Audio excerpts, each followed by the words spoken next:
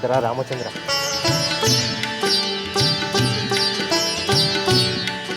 ಶತ್ರುಘ್ನ,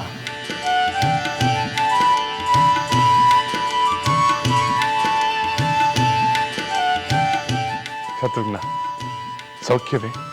ನಿನ್ನಿಂದ ಇತರ ಸೋದರರಿಂದ ದೂರವಾಗಿರುವ ನೋವೊಂದನ್ನು ಬಿಟ್ಟರೆ ನಾನು ಮಧುಪುರಿಯಲ್ಲಿ ಸೌಖ್ಯವಾಗಿಯೇ ಇದ್ದೇನೆ ಸೋದರ. ಶತ್ರುಘ್ನ, ಮಧುಪುರಿಯಲ್ಲಿ ನಿನ್ನ ಆಡಳಿತ ನಿರ್ವಿಘ್ನವಾಗಿ ನಡೆಯುತ್ತಿದೆಯೇ? ಪ್ರಜೆಗಳೆಲ್ಲರೂ ಕ್ಷೇಮದಿಂದಿರುವರಲ್ಲವೇ? ಕ್ಷೇಮದಿಂದಿದ್ದಾರೆ ಸೋದರ.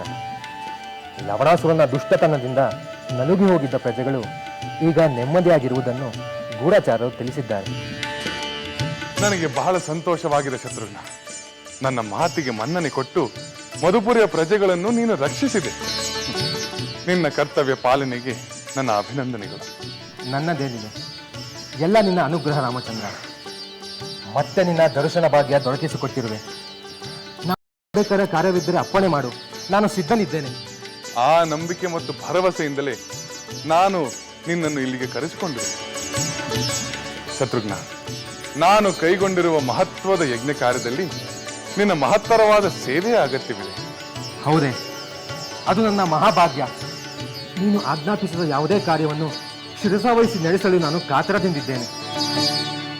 ಅದು ನೀನು ಇಲ್ಲಿಯೇ ಇದ್ದು ಮಾಡುವಂತಹ ಕಾರ್ಯವಲ್ಲ ಶತ್ರುಘ್ನ, ಸಂಚರಿಸುತ್ತಾ ಮಾಡಬೇಕಾದ ಕಾರ್ಯ. ಸಂಚರಿಸುತ್ತಾ ಮಾಡಬೇಕಾದ ಕಾರ್ಯವೆಂದರೆ? ಶತ್ರುಘ್ನ, ನಾನು ಅಶ್ವಮೇಧ ಯಾಗವನ್ನು ಮಾಡುತ್ತಿದ್ದೇನೆ. ಅಶ್ವಮೇಧ ಯಾಗವೇ? ಅದ್ಭುತ, ಮಹಾದ್ಭುತ. ಆ ಯಾಗದ ಕುದುರೆಯ ರಕ್ಷಣೆಯ ಹೊಣೆ ನಿನ್ನದು. ಆ ಕಾರ್ಯಕ್ಕೆ ನೀನೇ ತಕ್ಕವನೆಂದು ನಾನು ನಿನ್ನನ್ನು ಕರೆಸಿಕೊಂಡದ್ದು. ಧನ್ಯನಾದೆ ಸೋದರ, ಧನ್ಯನಾದೆ. ನಿನ್ನ ನಂಬಿಕೆಗೆ ತಕ್ಕಂತೆ ನನ್ನ ಕರ್ತವ್ಯವನ್ನು ಸಮರ್ಥವಾಗಿ ನಿರ್ವಹಿಸುತ್ತೇನೆ. ಆ ಭರವಸೆ ನನ್ನಲ್ಲಿದೆ ಸೋದರ. ನಿನ್ನಲ್ಲಿ ಆ ಸಾಮರ್ಥ್ಯವೂ ಇದೆ. ನನಗೆ ಅತ್ಯಂತ ಸಂತೋಷವಾಗಿದೆ. ಸರಿ, ದೀರ್ಘ ಪ್ರಯಾಣ ಮಾಡಿ ಬಹಳ ಆತುರದಿಂದ ಬಂದಿರುವೆ. ಈಗ ವಿಶ್ರಾಂತಿ ಪಡೆ. ನಂತರ ನಾನೇ ನಿನಗೆ ಹೇಳಿ ಕಳಿಸುತ್ತೇನೆ. ಹಾಗೇ ಆಗಲಿ ಸೋದರ, ನಾನಿನ್ನು ಬರುತ್ತೇನೆ.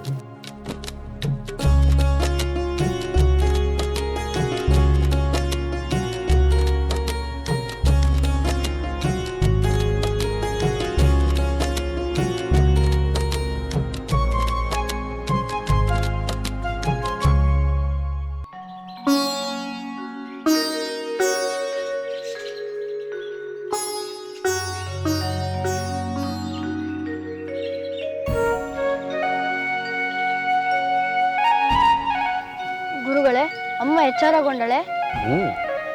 ಎಚ್ಚರಗೊಂಡಿದ್ದಾಳೆ. ಅಮ್ಮ ಈಗ ನಮ್ಮ ಬಳಿ ಮಾತನಾಡುತ್ತಾಳೆಯೇ? ಖಂಡಿತ ಮಾತನಾಡುತ್ತಾಳೆ. ಈಗ ನಿಮ್ಮ ತಾಯಿ ಸ್ವಸ್ಥಳಾಗಿದ್ದಾಳೆ. ನಿಮ್ಮ ಜೊತೆ ಮೊದಲಿನ ಹಾಗೆಯೇ ಮಾತನಾಡುತ್ತಾಳೆ. ಗುರುಗಳೇ, ಅಮ್ಮನಿಗೇನಾದರೂ ನೋವಾಯ್ತೆ? ಅದಕ್ಕೆ ನಾವು ಕಾರಣರಾದೇವೆ? ನಾವು ಆಡಿದ ಮಾತಿನಿಂದ ಅಮ್ಮನಿಗೆ ನೋವಾಯಿತೆ? ಇಲ್ಲ ಮಕ್ಕಳೇ, ನೀವು ಯಾವ ತಪ್ಪು ಮಾತನ್ನು ಆಡಿಲ್ಲ. ಸಹಜವಾಗಿಯೇ ಶ್ರೀರಾಮನು ಅಶ್ವಮೇಧ ಯಾಗ ಮಾಡುವ ವಿಷಯವನ್ನು ತಿಳಿಸಿದಿರಿ, ಅಷ್ಟೇ. ಅದನ್ನು ಹೇಳಬಾರದಾಗಿತ್ತೆ ಗುರುಗಳೇ. ಹಾಗೆ ಹೇಳಿದ್ದರಿಂದಲೇ ಅಮ್ಮ ಎಚ್ಚರ ತಪ್ಪಿದಳೆ?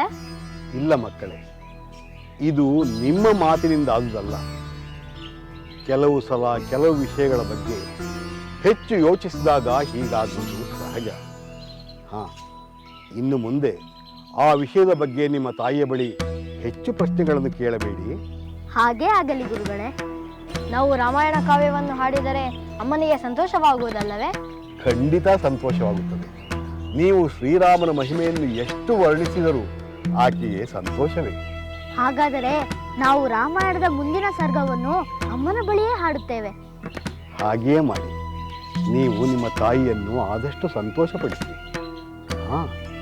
ಇಷ್ಟರಲ್ಲೇ ನೀವು ಅಯೋಧ್ಯೆಗೆ ಹೋಗಿ ಅಲ್ಲಿ ನಡೆಯುವ ಅಶ್ವಮೇಧ ಯಾಗದ ಮಧ್ಯೆ ನೀವು ಹಾಡನ್ನು ಹಾಡಬೇಕಾಗುತ್ತದೆ. ಹಾಗೇ ಆಗಲಿ ಗುರುಗಳೇ.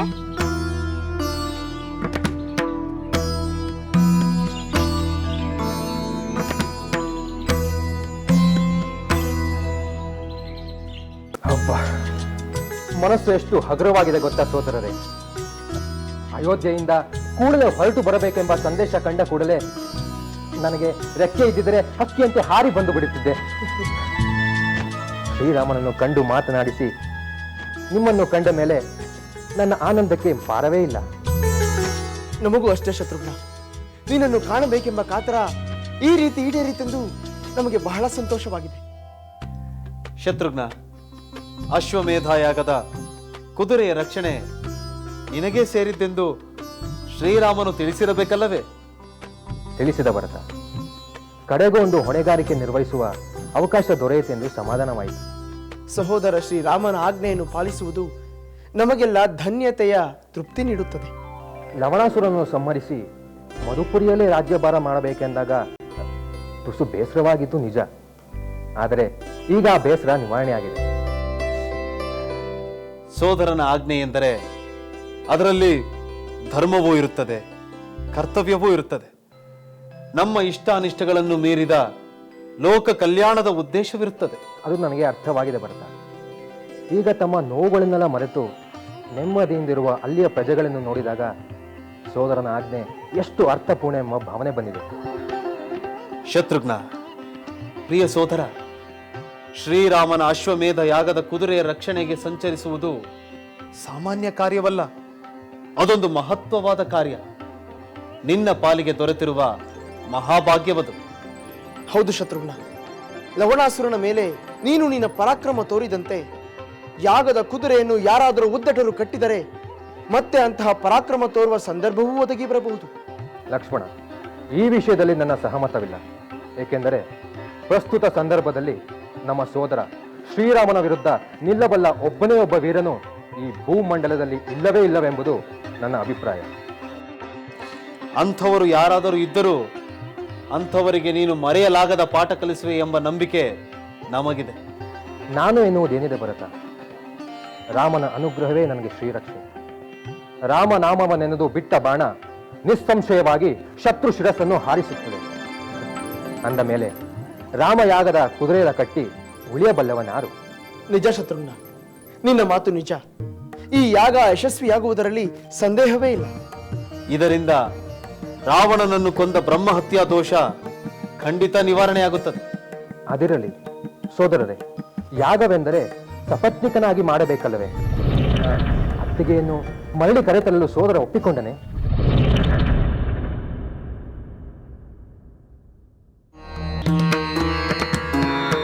ಇಲ್ಲ ಶತ್ರುಘ್ನ, ಆ ಆಸೆ ಈಡೇರಲಿಲ್ಲ.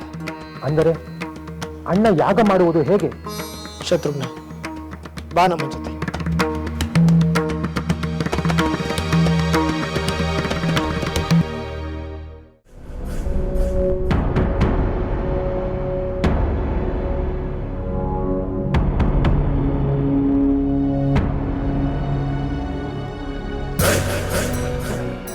ಏಕೆ ಮಕ್ಕಳೇ, ಏನೂ ಮಾತನಾಡುತ್ತಿಲ್ಲ?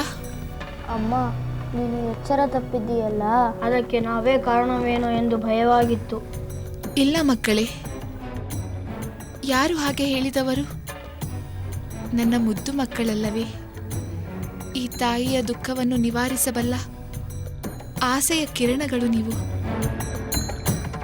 ನೀವು ನನಗೆ ಯಾವ ಕೇಡು ಮಾಡಬಲ್ಲಿರಿ? ನಮ್ಮ ಗುರುಗಳು ಹಾಗೇ ಹೇಳಿದರು. ನಾವು ರಾಮಾಯಣವನ್ನು ಹಾಡಿದರೆ ನಿನಗೆ ಸಂತೋಷವಾಗುವುದೆಂದು ಹೇಳಿದರು. ಹೌದು ಮಕ್ಕಳೇ, ಖಂಡಿತ ಹೌದು. ನಮ್ಮ ಗುರುಗಳು ರಚಿಸಿರುವ ಸುಂದರವಾದ ರಾಮಾಯಣ ಕಾವ್ಯವನ್ನು ನಿಮ್ಮ ಸುಮಧುರ ಕಂಠದಲ್ಲಿ ಕೇಳುತ್ತಿದ್ದರೆ ಅನಿರ್ವಚನೀಯ ಆನಂದವಾಗುತ್ತದೆ. ನಿನ್ನ ಹಾಗೆ ನಾವು ಹಾಡುವುದನ್ನು ಕೇಳಿ ಅಯೋಧ್ಯೆಯ ಪ್ರಜೆಗಳು ಆನಂದ ಪಡಬಹುದು ಅಲ್ಲವೇನಮ್ಮ? ಅದರಲ್ಲಿ ಸಂದೇಹವೇನು ಮಕ್ಕಳೇ?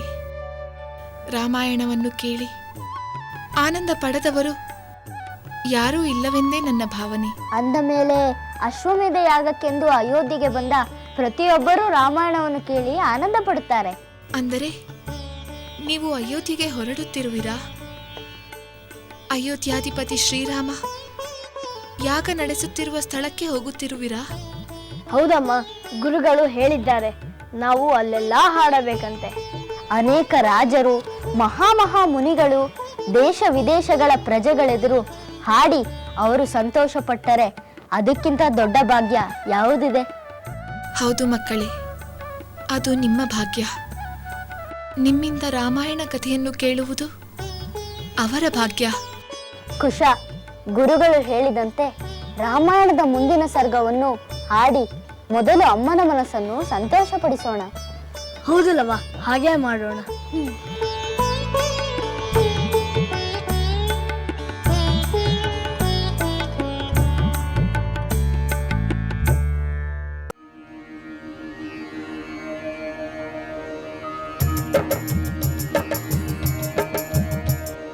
ಶ್ರೀರಾಮನ ಚರಿತೆಯ ಹೇಳುವೆವು, ಶ್ರೀರಾಮನ ಮಹಿಮೆಯ ಹಾಡುವೆವು. ಸುರನರ ಮುನಿಗಳ ವಂದ್ಯನು ಮಿಥಿಲಾ ನಗರಕ್ಕೆ ಬಂದಿಹನು.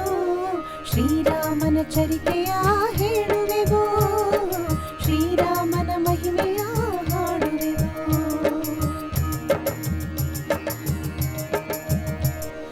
ಜನಕರಾಜನ ಪ್ರೇಮಾದರದ ಆತಿಥ್ಯ ರಾಮ ಲಕ್ಷ್ಮಣರು ಪಡೆದಿಹರು. ಅಪಾರ ಮಹಿಮೆಯ ಶಿವಧನುವಿನ ದರ್ಶನವ ಅವರು ಮಾಡಿಹರು. ಶ್ರೀರಾಮನ ಚರಿತೆಯ ಹೇಳುವೆವು, ಶ್ರೀರಾಮನ ಮಹಿಮೆಯ ಹಾಡುವೆವು.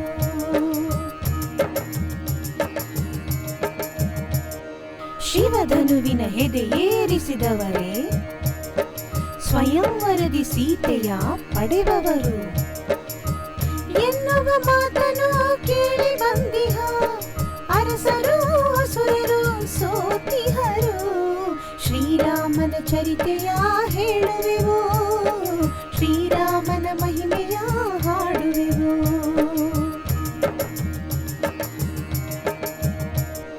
ಸೀತೆಯ ಕನ್ಯಾ ಸೆರೆಯನ್ನು ಬಿಡಿಸುವ, ಶಿವಧನುವನು ಎತ್ತಿ ಪಣವನು ಗೆಲುವ. ಸುಗುಣವಂತನು ರಾಮನೇ ಆಗಲಿ ಎನ್ನುತ್ತ ಎಲ್ಲರೂ ಹರುಷದಿ ಆಶಿಸಲು. ಶ್ರೀರಾಮನ ಚರಿತೆಯ ಹೇಳುವೆವು, ಶ್ರೀರಾಮನ ಮಹಿಮೆಯ ಹಾಡುವೆವು. ಶ್ರೀರಾಮನ ಚರಿತೆಯ ಹೇಳುವೆವು, ಶ್ರೀರಾಮನ ಮಹಿಮೆಯ ಹಾಡುವೆವು.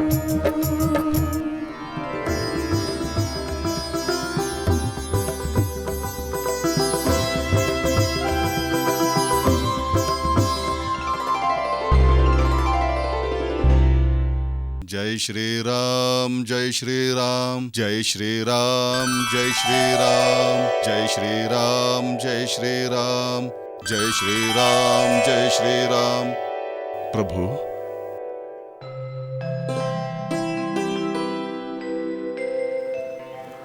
ಹನುಮಂತ, प्रभु रामचंद्र,